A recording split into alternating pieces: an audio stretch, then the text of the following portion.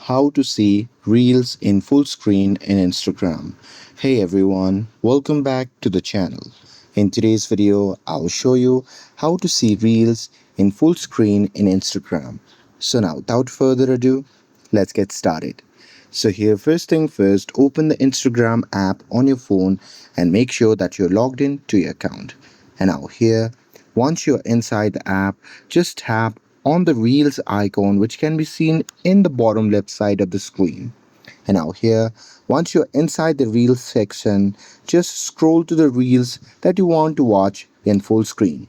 And now here, once you are in that Reels, then what you can do is you can just tap on the three dot icon shown in the bottom right side of the screen. And now here from the pop-up menu, you can simply scroll down and there you'll see the option labeled as view full screen. So simply tap on it. Now here, once you tap that, you'll be able to watch the Reels in full screen. And that's it.